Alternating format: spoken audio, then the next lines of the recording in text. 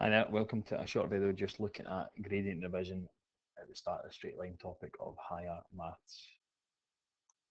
Okay, what we want to do from this video is be able to calculate the gradients between 2 points using the formula and understand positive, negative, zero and undefined gradients. Now, both of these things will be revision from National 5, so I'm hoping it should be relatively straightforward. I'm just going to go through a couple of examples how to find the gradient of the line using a formula.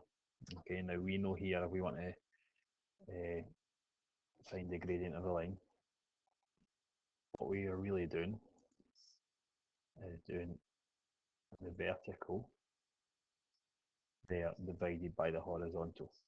Okay, that is the formula we encountered in National 4, vertical divided by horizontal to find the gradient.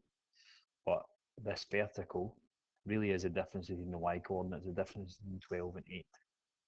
Okay, so that vertical there is y2 subtract y1.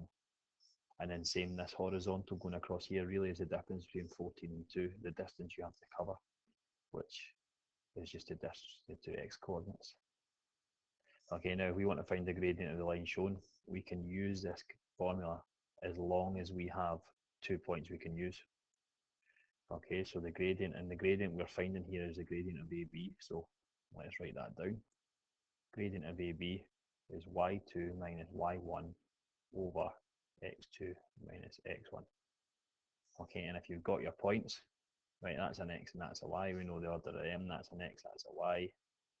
Let's call this the first point and this the second point. It doesn't matter what order you put them in because it'll work out the same answer either way. So y2 is 12, y1 is 8, x2 is 14, and x1 is 2. So that's 4 subtract 12, and that really means a third.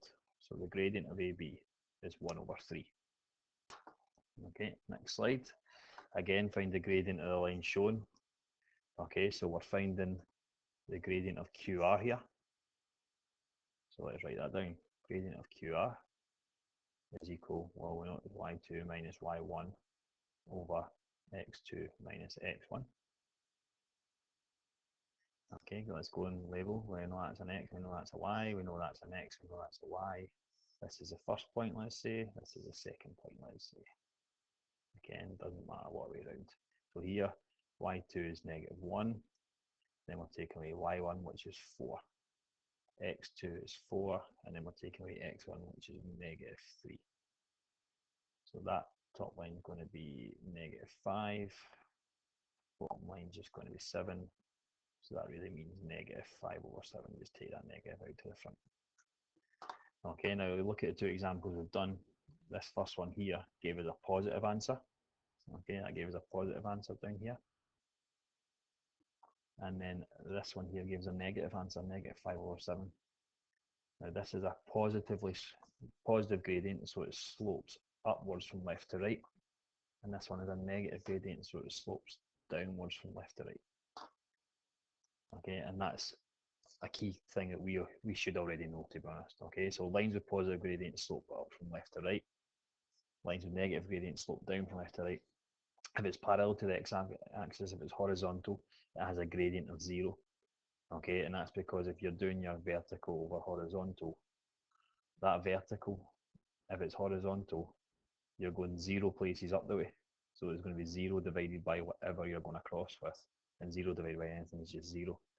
And then lines parallel to the y-axis have an undefined gradient, and again, that's because if we look at a v over h, the vertical is going to be whatever number, but the horizontal is not going any across. So there's going to be something, let's call it y, divided by 0, and we can never do that, so that's going to be an undefined gradient. Okay, and that's the reason for that. Okay, but lastly, there's a wee one for you to try yourself. I hope this has been helpful. Any issues, talk to your teacher. Thank you.